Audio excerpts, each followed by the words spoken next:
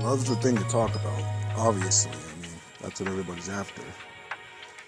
But as you've probably, I'm assuming probably heard, no, maybe you've heard it, maybe you haven't, but there's a chance you've heard it and haven't taken it seriously. But in terms of love, the key thing is to love yourself. But I want to go beyond the cliche, because to love yourself it just doesn't hit the mark.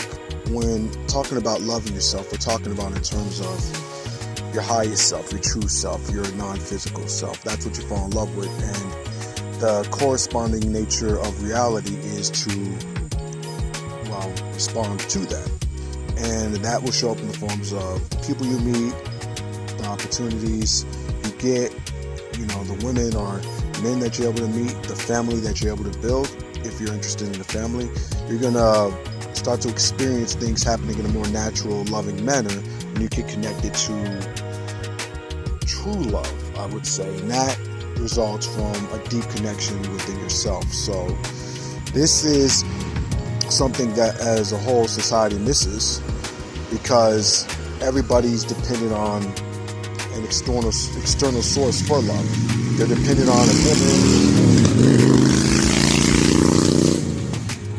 on a woman, they're dependent on a man, they're dependent on family for that sense of love. And of course, as I've spoken about in another video, that's a pleasure chase. What you want to do is connect to the love that is infinity, because ultimately what reality is infinity, and to connect to your highest self is to connect to infinite love, that is to connect to infinity. And when you start to get a real whiff of it, you start to really get a sense of just how much you've betrayed yourself and society has betrayed you, because obviously you've just been played. You've been played for a lifetime, but you don't know that you've been played for a lifetime. In fact, the trickery that's been played by your mind and the trickery that's been played by society is so overwhelmingly convincing that this might come as an utter shock to you, and this might have already been rejected by you. You might have already turned off the video. You might be minutes away from turning off the video, or maybe you'll keep the video playing, but you're already dismissing it and you see no point in taking it seriously. But here's what you want. You think there's a pot of gold at the end of the rainbow, and you're going to get there, and that's going to be in the form of a lot of money, in the form of the perfect relationship.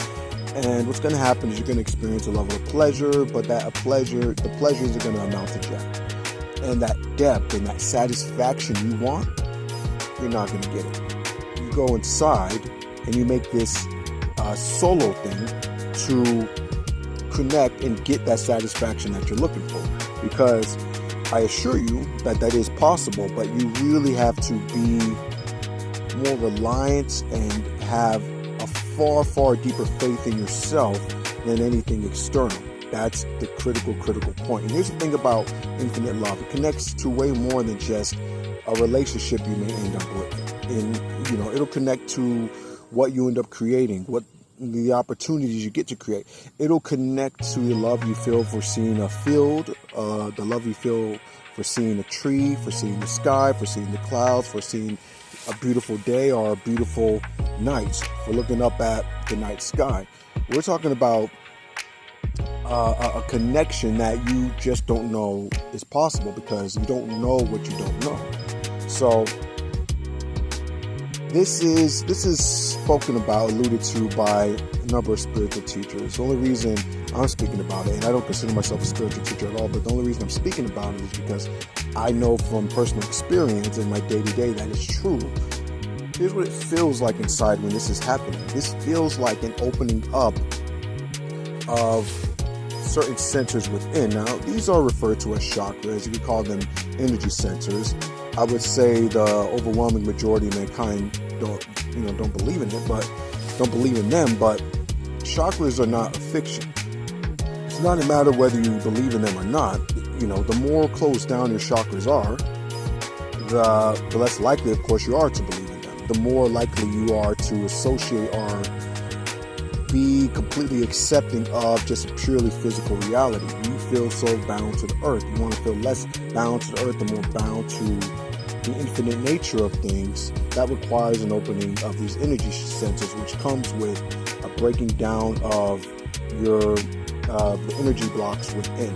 So this takes a considerable amount of time, But when these blocks start to become undone, you just notice all the components within that connect you to anything you consider negative in life. Sadness, depression, anxiety, anger, frustration, worry, boredom, and yes, I'm serious, even boredom. You start to notice the components, the ability to feel these emotions begins to diminish bit by bit by bit by bit. And then you wonder if you'll get to a point where you're unable to feel these emotions. Now, I wonder that too. But I think what's likely to be the case is there's going to be such a disassociation or disconnect from them that if you do feel them, you're no longer personally attached, where you could look at an emotion like sadness in the same way you look at a tree. You know, whatever's going on with that tree, whether that tree is falling apart or whether it's perfectly intact, it's not going to affect you really deeply one way or another. And that will be the same thing with your emotions. You'll be able to experience them with a distance. And I mean a real distance. When I say a distance, you have to understand, I'm speaking of things you don't have a reference point for. So you'll think, okay, yeah, that's what he means in my mind. You have this idea or the sense of what it is. No, you don't. You may have a very minimal intellectual understanding, but it's only going to be a very minimal intellectual understanding if you haven't done the work to actually really experience what I'm speaking about. This being able to experience these things comes with real work. In terms of the love that is possible, you get a sense of how a person can actually be selfless, because you get a sense of how you can be selfless. See, this doesn't come with anything that's learned from reading or what someone tells you or from me telling you anything. It comes from an undoing of energy blocks within that changes your experience. And your experience changes gradually, but this experience is so powerful, and you realize it's permanent as well if you're doing the work consistently, to such an extent where you realize that this experience or these things I say, you see the validity, you feel the validity. So the key thing is to undo the blocks to such an extent where you can feel the realness of everything I'm saying, and you can feel the potential of things. It's hard to feel the potential when it's just words that are being told to you, that are being shared with you. You need to experience it. When I say infinite love, you have got to do the work that gets you to a place where you experience just the glimmer of it. Because then you're like, oh wow, this could go so much deeper. And I assure you, it's profound beyond conception. It is just, it's otherworldly. And I'm saying this so early into my journey. So early. And here's another thing that's pretty dope. You continue to do this work, it becomes easier to do the work. Not just because you're becoming used to it, but because you're undoing every internal component that bounds you to the idea of difficulty. That binds you, I should say. That binds you to the idea of difficulty. What do I mean by that?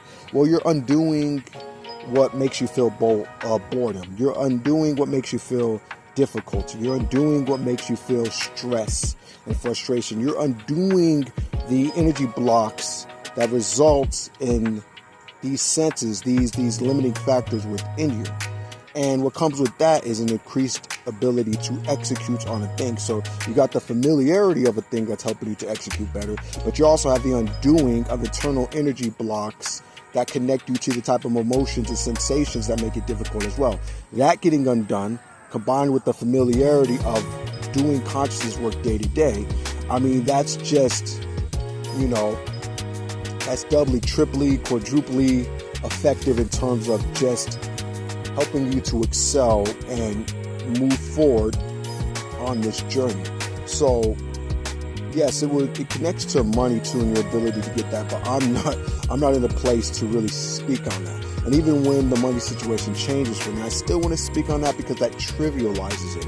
And I know a lot of people wouldn't want to hear that, because based on how society is structured, yeah, money is so important. It is very hard to understand or appreciate any type of life or anything that could be good that is not associated with a lot of money. What you'll notice is money is a secondary or tertiary thing in regards to your life. It just can't really be seen or appreciated as such now. And that's okay. You don't need to stress about getting yourself to see money at the level it really is. What you need to do is just understand that in the time, if you do commit and you don't miss a day of doing consciousness work, you will be able to, on a visceral level, appreciate just how comparatively unimportant money is compared to the development of your own mind, compared to the undoing of the energy blocks within. So love goes insanely deep in terms of what love actually is. No one in society really has a sense of love. Anyone that's thinking love is something you get out there, it's something you find that you do, you have a passion for. I mean, that's tricky, because you can have even people who think they find the thing that they love, if they're not connecting to it on a very deep, visceral, dare I say, spiritual level, then it's not really love. Love can only really be experienced by undoing the falsehood that is your physical self. And of course, you believe you're physical, and you couldn't help but do. Me telling you this can't make you believe that you're non-physical. You have to do enough work on yourself to have that minute-to-minute, day-to-day, week-to-week experience of being a non-physical self. So it does get beyond words. I could only describe things to an extent. I do assure you, so much of what I describe doesn't even really begin to encompass how deep this goes. So that's the story. I mean, that's the deal on that piece. Anyway, I'm walking now, and I am heading back to the house. But what do I want to speak on? Let me speak about Sinners real quick. Sinners, that's the movie with Michael B. Jordan. I watched it a couple of times over the last week, and I watched it a couple of times, or I should say a few times actually, because the movie was that good. So it's a lot more than a vampire flick, and I don't want to have any spoilers or speak on any spoilers, because you may have not seen the movie, and it's definitely something worth seeing. But the acting is really off the charts in the movie. I think Michael B. Jordan, first thing, I think that's hands down the best performance of his career, playing the Smokestack twins. And I also think Haley Steinfeld did a hell of a job in her role as well, but everyone did a hell of a job in that movie. The movie, I think the special effects are off the chain. I think the camera work is dope. The cinematography, so much was well done in this film. And the score, man, the music, like, oh my God, the music. So hands down, it's definitely one of my favorite films, a film I would very much recommend. See, this is when it's an expression of love of sorts, this film being created, because only something that was really loved, only someone who really loved the idea of what Sinners could be could have created Sinners. So that's props to the director. That's props to the director, Ryan Coogler. Yeah, sorry, I paused right there. I wanted to make sure that I actually got the name. I didn't want to just end the video and not say the name. So Sinners is definitely worth seeing. I didn't see it in the theater, but it would have been worth seeing in the theater, I'll tell you that. So hell of a movie on that. And we have the Beekeeper that was a surprise. I saw that was with Jason Statham. That movie came out in 2024.